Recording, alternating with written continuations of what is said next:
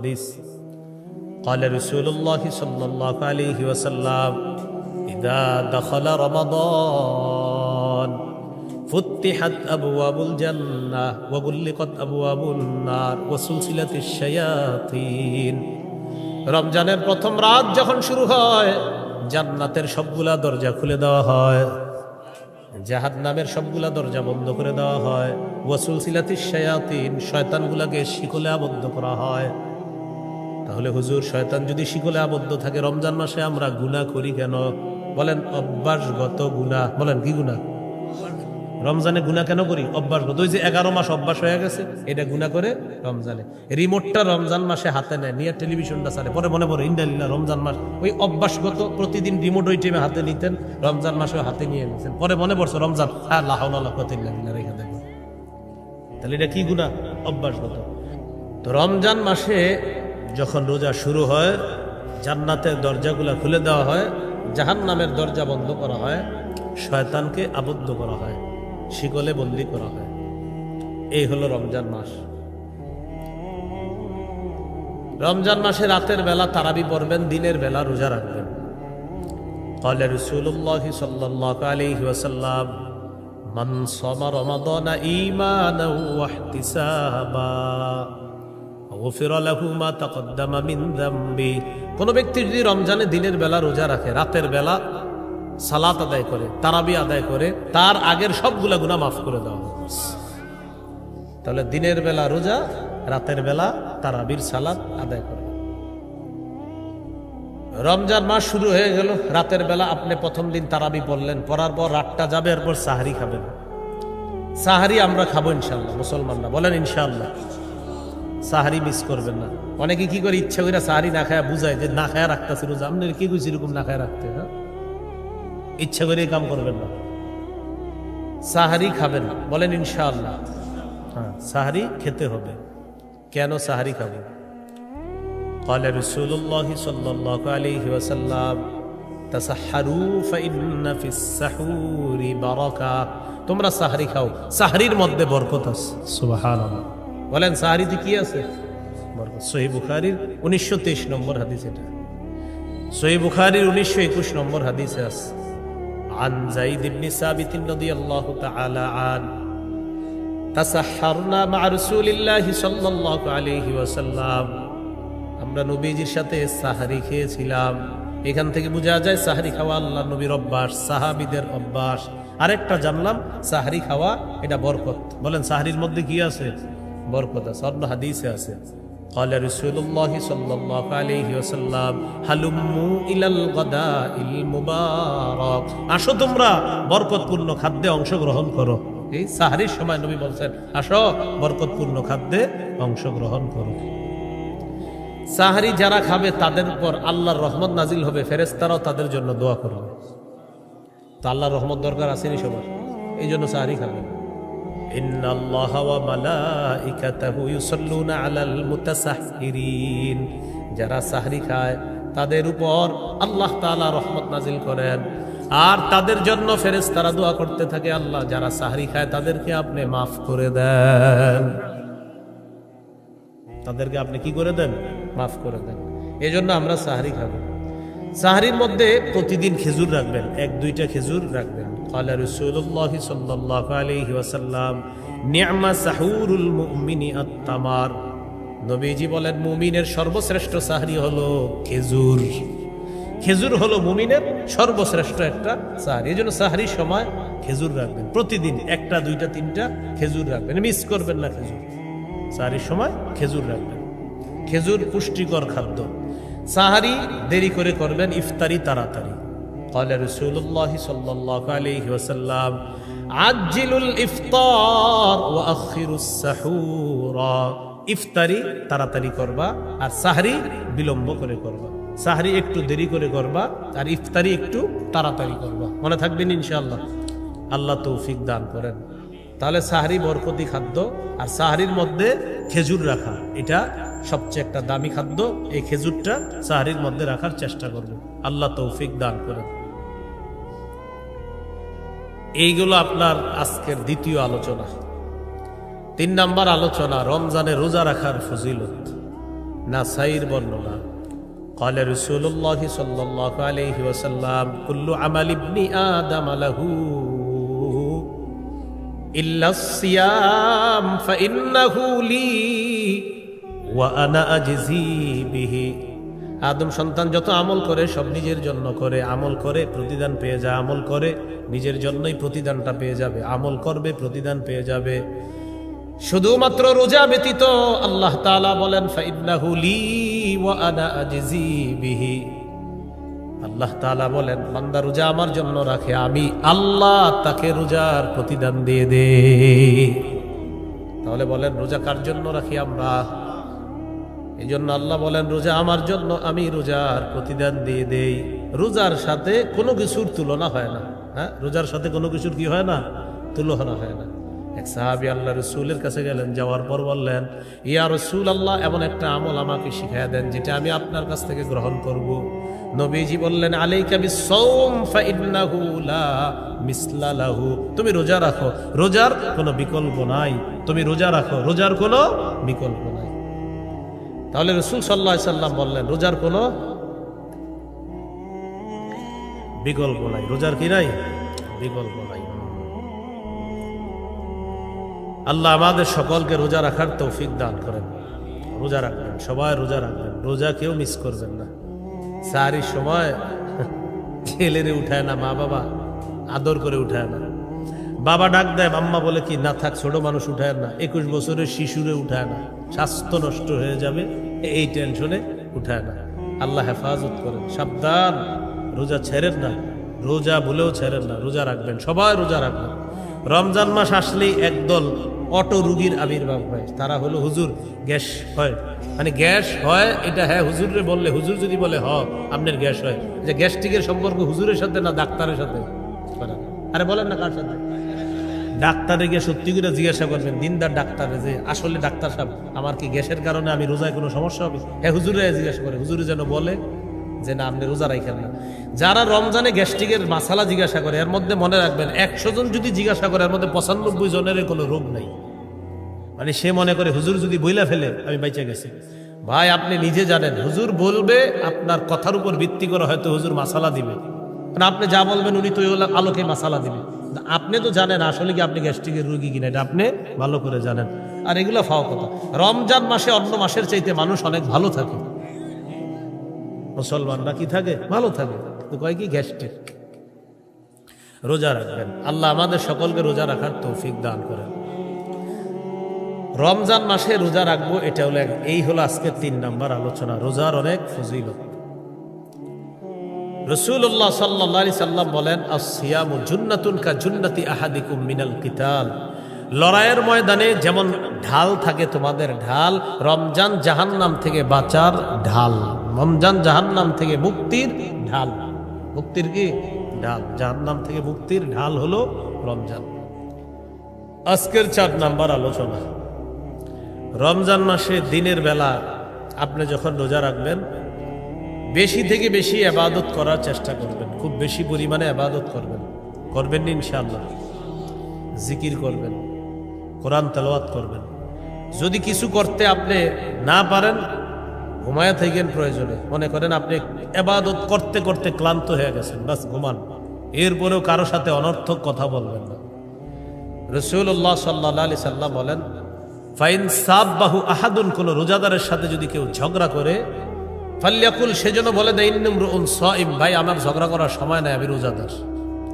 কেউ যদি রোজাদারের সাথে ঝগড়া করে, রোজাদার যেন এই কথা বলে ইন্নামরুন সাইম, আমি রোজাদার, আমি ঝগড়া করতে পারবো না, এই কথাটা যেন রোজাদার বলে দেয়। তাহলে আমরা কারোর সাথে কি করব না? ঝগড়া করব না। রাসূলুল্লাহ সাল্লাল্লাহু আলাইহি সাল্লাম বলেন যে ব্যক্তি রোজা রাখে ফালা ইয়ারফুস, সেজন্য রমজান বেলা কোনো অশ্লীল কাজ করব না করে, কোনো অশ্লীল কথা না বলে। তাহলে অশ্লীল কাজকর্ম করা যাবে না, অশ্লীল কথাও বলা যাবে না। আল্লাহ হেফাজত করেন। সূরা আনামের 151 নম্বর আয়াতে আল্লাহ বলেন কুল তাআলাউ আতলু মা হাররামা রাব্বুকুম আলাইকুম আল্লা তুশরিকু বিহি শাইআ ওয়া বিল ওয়ালিদাইনি ইহসানা ওয়া লা তাকতুলু আওলাদাকুম মিন ইমলাক নাহনু নারযুকুকুম ওয়া ইয়্যাহুম ওয়ালা তাকরাবুল ফাওয়াহিশা মা যাহারা মিনহা ওয়া মা বাতান। তোমরা প্রকাশ্য অশ্লীলতা গোপন অশ্লীলতার কাছেও যেও না। প্রকাশ্য অশ্লীলতা গোপন অশ্লীলতার কাছেও যেও। অন্য আয়াতে আল্লাহ বলেন ওয়াদারু যাহিরাল ইসমি ওয়া বাতিনা, প্রকাশ্য পাপ ছেড়ে দাও, গোপন পাপ তোমরা ছেড়ে দাও। তাহলে প্রকাশ্য পাপ ছেড়ে দাও, গোপন পাপ ছেড়ে দাও। আল্লাহ আমাদেরকে প্রকাশ্য পাপ গোপন পাপ থেকে হেফাজত করেন। এই হলো রমজান সম্পর্কে আলোচনা। আল্লাহ আমাদের সকলকে আমল করার তৌফিক দান করেন। আজকে কয় তারিখ? ফেব্রুয়ারি মাসের। কালকে পরের দিন 14 তারিখ। ওই দিন লাইলাতুল বারাআত, ওই দিন দিবাগত রাতে কি লাইলাতুল বারাআত, ওই দিনই তো নাকি? আর কিছু আছে না? লাইলাতুল বারাআত মানে দিনের বেলা, দিনের বেলা 14 ফেব্রুয়ারি, রাতের বেলা লাইলাতুল বারাআত। তো এই জন্য আপনারা সারাদিন ওই দিন যত উল্টাপাল্টা কাজ আছে কইরা রাতের বেলা বাস মাপ চাই নেবেন নাকি? আবার ওই দিন জুমার দিন, কিসের দিন? এরপরও দেখবেন অসুস্থ মস্তিষ্ক সম্পন্ন কিছু ছেলে মেয়ে ওই পবিত্র দিনটাকেও কিভাবে অপবিত্র করার চেষ্টা করে। এরকম চিন্তা ভাবনাগুলা বাদ দিয়ে দেন। সূরা বানী ইসরাঈলের 31 নম্বর আয়াতে আল্লাহ বলেন ওয়ালা তাকরাবুজ জিনা, জিনার কাছেও যেও না, ইন্নাহু কানা ফাহিশা, এটা অশ্লীল, জিনার কাছেও তোমরা যেও না। সহিহ বুখারীর বর্ণনা 6612 নম্বর হাদিস। ক্বালা রাসূলুল্লাহ সাল্লাল্লাহু আলাইহি ওয়াসাল্লাম ইন্নাল্লাহা কাতাবা আলা ইবনি আদম হাজ্জাহু মিনাত, করবে কোনো সন্দেহ নাই। ফাজিনাল আইনি আন নজরু, চোখের জিনা হলো দেখা, ওয়া জিনাল লিসান আল মানতিক, মুখের জিনা হলো কথা বলা, ওয়ান নাফসু তামান্না ওয়া তাশতাহি, অন্তর কল্পনা করবে, এটা অন্তরের জিনা। মোবাইলে কথা বললেন, কানের জিনা। মুখের জিনা অন্তরে অনুভব করলেন, এটা অন্তরের জিনা। মোবাইলে আপনি SMS লেখলেন, এটা হাতের জিনা। তার সাথে দেখা করতে যাবেন, পা দিয়ে হেঁটে হেঁটে রওনা করবেন, পায়ের জিনা। কিসের জিনা? পায়ের জিনা। আল্লাহ হেফাজত করে। তাহলে এই জিনাগুলার কাছেও যাওয়া যাবে না, এগুলার চিন্তা ভাবনাও করা যাবে না। মুমিনের ভালোবাসা হবে আল্লাহর জন্য, মুমিনের ভালোবাসা রসুলের জন্য, মুমিনের ভালোবাসা জিহাদের জন্য। কি বুঝে আসছিলি কথাটা? আল্লাহ তাআলা বলেন ওয়াল্লাযীনা আমানু আশাদ্দু হুব্বাল লিল্লাহ, যারা ঈমানদার তারা বেশি ভালোবাসে আল্লাহকে, আল্লাহর প্রতি তাদের সবচেয়ে বেশি ভালোবাসা। সূরা আলী ইমরানে আল্লাহ বলেন কুল ইন কুনতুম তুহিব্বুনাল্লাহ ফাত্তাবিউনি ইউহিব্বুকুমুল্লাহ। নবী আপনি বলেন তোমরা যদি আল্লাহকে ভালোবাসো তাহলে আমার অনুসরণ করো, ইউহিব্বুকুমুল্লাহ, যদি আমার অনুসরণ করো আল্লাহ তোমাদেরকে ভালোবাসবেন। ওয়া ইয়াগফির লাকুম যুনুবাকুম, তোমাদের গুনাহগুলো আল্লাহ মাফ করে দিবেন। এখন নবীজির ইত্তেবা কিভাবে করব? ক্বালা রাসূলুল্লাহ সাল্লাল্লাহু আলাইহি ওয়াসাল্লাম মান আহাব্বা সুন্নতি ফাকাদ আহাব্বানি ওয়া মান আহাব্বানি কানা মাই ফিল জান্নাহ। যে ব্যক্তি আমার সুন্নত ভালোবাসে, মহব্বত করে, সে আমাকে মহব্বত করে, যে আমাকে মহব্বত করে সে আমার সাথে জান্নাতে থাকবে।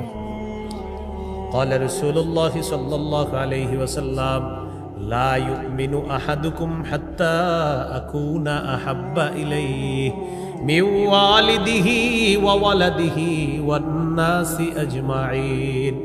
নবী বলেন তোমাদের মধ্যে কোনো মানুষ ততক্ষণ পরিপূর্ণ ঈমানদার হতে পারবে না যতক্ষণ আমি নবী তার কাছে তার মা বাবা, তার আত্মীয় স্বজন, তার ভাই বোন, সারা পৃথিবীর সবার চাইতে বেশি প্রিয় না হব, ততক্ষণ পর্যন্ত তোমাদেরকেও পরিপূর্ণ ঈমানদার হতে পারবে না। তাহলে নবীকে সবচেয়ে বেশি ভালোবাসতে হবে যদি পরিপূর্ণ ঈমানদার হতে চাই।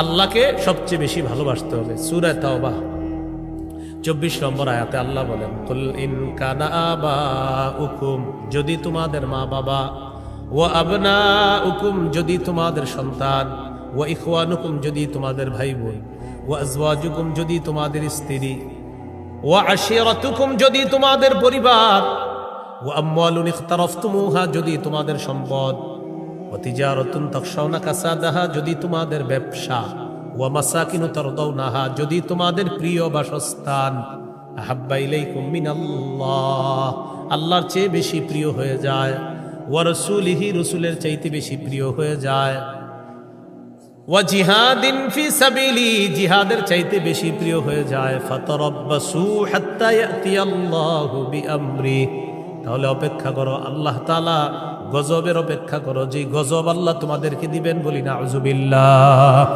তাহলে ভালোবাসতে হবে বেশি আল্লাহকে, রসুলকে, জিহাদকে। তো আমাদের ভালোবাসা কার জন্য? হ্যাঁ না, আপনি যদি 14 ফেব্রুয়ারি বলেন হুজুর আমি অমুকরে ভালোবাসি আল্লাহর জন্য, এটা কিন্তু হবে না, এটা হলো গুনাহ। বলেন এটা কি? একটা যে মেয়ের সাথে আপনার দেখা দেওয়া হারাম, কথা বলা হারাম, তার এইগুলা বলা যে তারে ভালোবাসেন আল্লাহর জন্য, এই সমস্ত কথা, আর তার সাথে আপনি ওই যে ভয়ঙ্কর অপরাধ, প্রেম ইত্যাদি বিষয়গুলা, এগুলা হলো অপরাধ, এগুলা জিনা, এগুলা সঠিক কথা না, এগুলা কি কথা না, সঠিক কথা না। হ্যাঁ, মুসলমানকে আল্লাহর জন্য ভালোবাসা, এটা ব্যাপক। যেমন আমি আপনাদের সকলকে ভালোবাসি, আপনারা আমাকে ভালোবাসেন আল্লাহর জন্য, এটা হলো ভালোবাসা। কিন্তু ওই যে যেটা সেটা বলতেছেন, মানে এটা হলো ভালোবাসা, মানে ওই যে আপনার নোংরামি। তো নোংরামিটা কি ভালোবাসা? আরে বলে ওটার নাকি ভালোবাসা না নোংরামি? নোংরামির নাম ভালোবাসা কিভাবে হয়? এই জন্য হাদিসে আসছে মান আহাব্বা লিল্লাহ, প্রকৃতপক্ষে যে আল্লাহর জন্য কাউকে ভালোবাসে, ওয়া আবগাদা লিল্লাহ, আবার আল্লাহর জন্য ঘৃণা করে, ওয়া আ'তা লিল্লাহ, আল্লাহর জন্য দান করে, ওয়া মানা'a লিল্লাহ, আবার আল্লাহর জন্য দেয় না, দেয় আল্লাহর জন্য, আবার আল্লাহকে খুশি করার জন্য দেয় না। যেমন ভালো কাজে দান চাইছেন, দিয়ে দিছে, খারাপ কাজে চাইছে, দেয় না। তো দিল ভালো কাজে কার জন্য? আবার খারাপ কাজে যে দিল না, সেটাও কার জন্য? ফাকাদ ইসতাকমালাল ঈমান, সে তার ঈমানকে পরিপূর্ণ করলো, সে তার ঈমানকে কি করলো? পরিপূর্ণ। তো এই যে কয়জন ওয়াজটা শুনতেছেন, আপনারা এই নোংরামিটা থেকে বেঁচে থাকেন, বাস। আপনি আরো 10 জনকে বলে দেন যে এটা নোংরামি, এটা অশ্লীলতা, এটা জিনা, এটা বেহায়াপনা। আল্লাহ আমাদেরকে হেফাজত করে। সেই দিনকে কেন্দ্র করে আমাদের মেয়ে যারা আছে, আপনি আপনার সন্তান, আপনার মেয়েটাকে আপনি ঘরে আটকে রাখেন, আপনার বোনকে আপনি ঘরে আটকে রাখেন। কেন? قال رسول الله صلى الله عليه وسلم المرأة عورة فإذا خرجت استشرفها الشيطان। কোন মেয়ে যখন রাস্তায় বের হয়, মেয়ে হলো ঢেকে রাখার জিনিস, একটা মেয়ে যখন রাস্তায় বের হয়, ইস্তাশরাফাহা শায়তান, শয়তান তাকে অন্যদের কাছে মোহনীয় রূপে, মোহনীয় ভঙ্গিতে উপস্থাপন করে। শয়তান অন্যদেরকে খোঁচা মারে যে মেয়েটার দিকে তাকাও, তাকে মোহনীয় রূপে উপস্থাপন করে অশ্লীলতার মধ্যে যুবকদেরকে ফেলার জন্য ফাঁদ পাতে শয়তান। তাহলে নারী হলো ঢেকে রাখার জিনিস, নারী পর্দার বাহিরে যাওয়ার জিনিস না। তাহলে এই অশ্লীলতা থেকে আমরা আমাদের সমাজকে হেফাজত করতে হবে। তাহলে শুক্রবার দিন, জুমার দিন, আবার লাইলাতুল বারাআত হলো রাতের বেলা, তো আবার দিনের বেলা ঘটনাচক্রে এটার নাম হয়ে গেছে 14 ফেব্রুয়ারি। হ্যাঁ, তো এই জন্য কোনো নোংরামির মধ্যে আমরা পা বাড়াবো না, কোনো নোংরামিকে আমরা সমর্থন করব না। কি মনে থাকবেন ইনশাআল্লাহ? তাহলে কোনো নোংরামিকে আমরা সমর্থন করবো না। রাতের বেলা ইবাদত করতে পারেন, বাকি ডাইকে ডাইকে ইবাদত করেন না।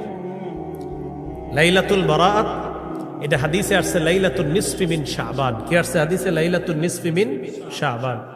এই রাতে আল্লাহ তাআলা ক্ষমা করে দেয়, আল্লাহ তাআলা এই রাতে সকলকে ক্ষমা করে দেয়, সকলকে ক্ষমা করে দেয়, 2 জন ছাড়া, ইল্লা লি মুশরিকিন আও মুশাহিদিন। মুশরিককে আল্লাহ ক্ষমা করে না, আর মুশাহিন বিদ্বেষ পোষণকারীকে আল্লাহ ক্ষমা করেন না। যদি অন্যান্য বর্ণনা আরো অনেকের নাম আসছে, অনেকগুলো অপরাধীদের ব্যাপারে আসছে, কিন্তু এই বিশুদ্ধ একটা বর্ণনা আসছে যে যেই ব্যক্তি বিদ্বেষ পোষণ করে, ভাই ভাইয়ের সাথে বিদ্বেষ রাখে, তাকে আল্লাহ মাফ করে না। আর হলো মুশরিককে আল্লাহ মাফ করে না। এছাড়া অন্যদেরকে আল্লাহ তাআলা এই রাতে মাফ করে দেয়। তো এই রাতটা আপনার কাউরে ডাইকা ডাইকা আপনি আনতে হবে, ভাই চল, এরকম না। বাস আপনি এই রাতে ইবাদত, পার্সোনাল ইবাদত করেন, এটাই বেশি গুরুত্বপূর্ণ, দামি। এরপরেও যদি ডাকা ডাকি ছাড়া যদি কোথাও কেউ একত্রিত হয়ে যান, সেটা ভিন্ন কথা, দোষণীয় না, কিন্তু ডাকা ডাকি করা যাবে না। এই রাতটা ফজিলতপূর্ণ রাত, আপনি ঘরে বসে বসে ইবাদত করেন, সমস্যা নেই। আপনি মসজিদে আসেনও, যদি আপনি কাউরে ডাকা প্রয়োজন নাই, আপনি আসেন, আইসা আপনি ইবাদত করেন। আর কেউ যদি আপনার দেখা দেখি আসে, এটা কোনো দোষণীয় না, অপরাধ হবে না। এই রাতে কেন্দ্র করে হালুয়া রুটি বানাবেন না, হালুয়া রুটি খাওয়া নাজায়েজ না। কিন্তু এই রাত্রে কেন্দ্র করে আপনি কেন বানাবেন? আগের দিন খেতে পারলেন না, আজকে খান। তো এই জন্য এই রাতটাকে কেন্দ্র না করা, উদ্দেশ্য না করা। মনে থাকবেন ইনশাল্লাহ। অনেকে ভাবে এই রাতে গোসল করার আলাদা ফজিলত আছে, এই সঠিক কথা না।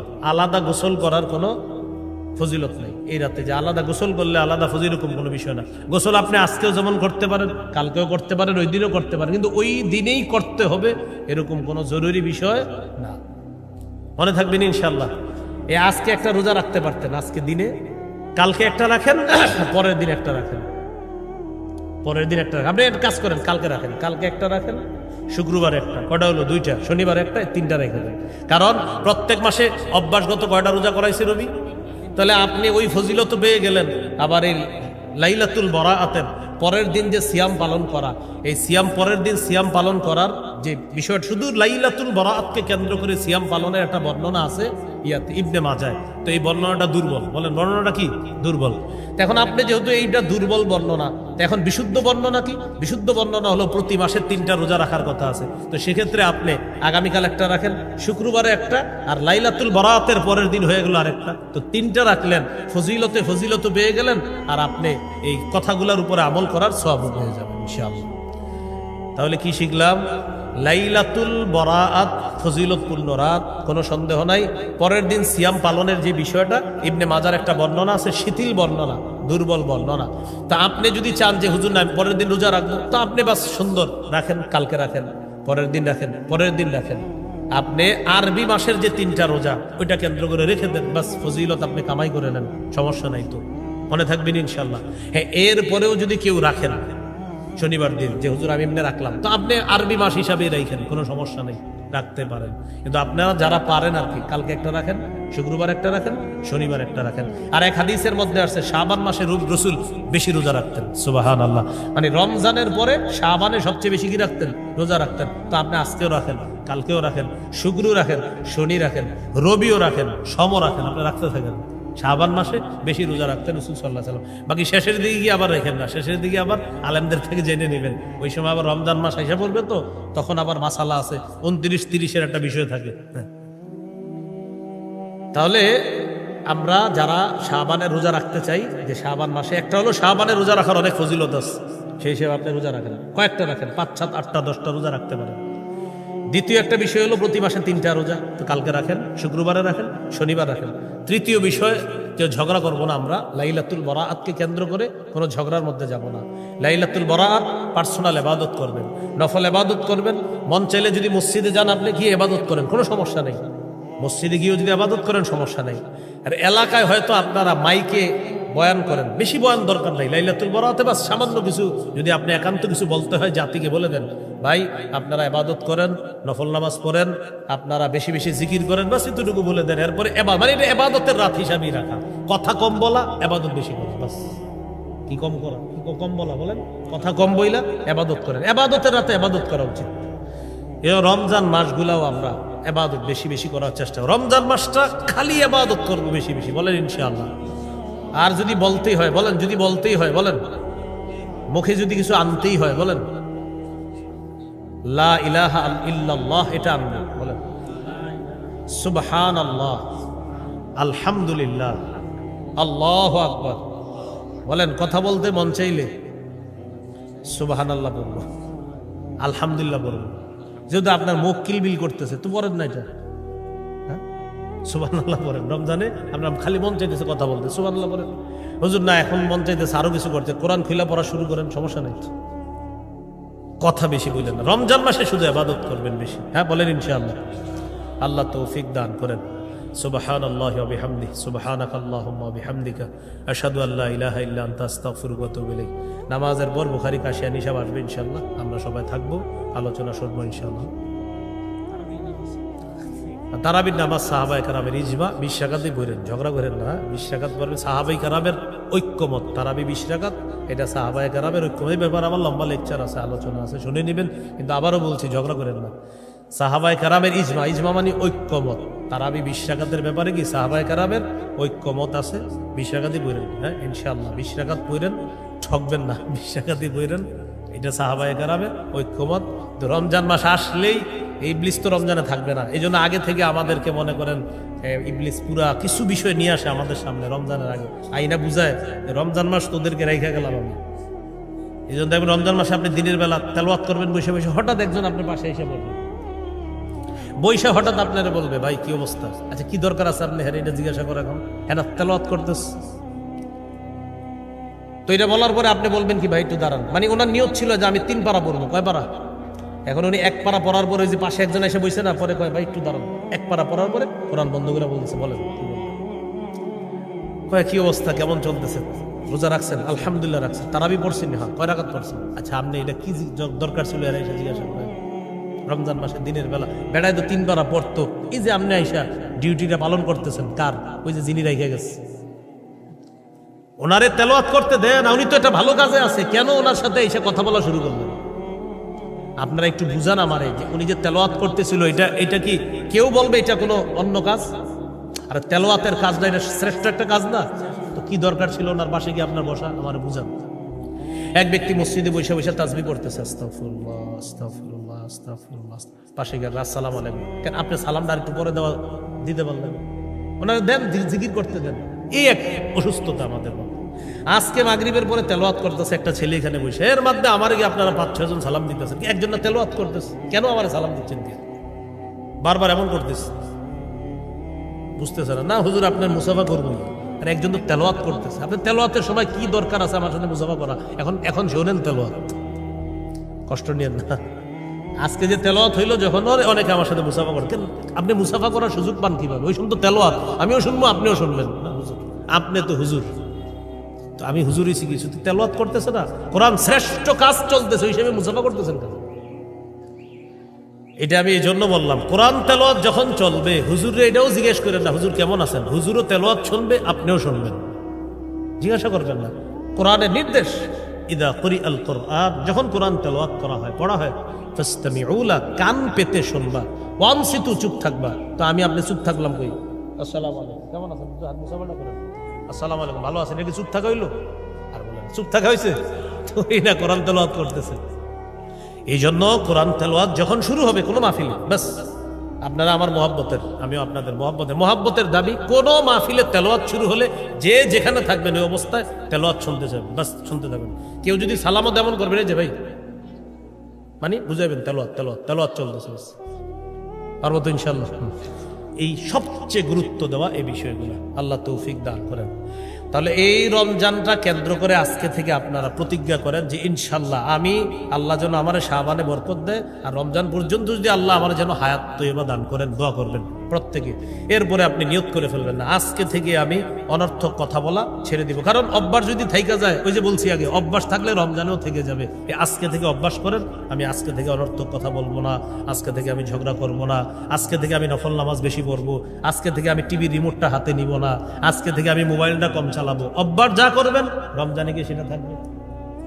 বুঝে আসছিল ইনশাল্লাহ? অনেকে কি করে ভাই রমজানটা আইসা পড়তেছে, যা করার কইরলই, মানে রমজান আর করবে না, এইরকম করেন না। আজকে থেকে গুনাহ ছেড়ে দেন, যে আজকে থেকে আমি অনর্থক কথা বলবো না, আজকে থেকে আমি মোবাইল বেশি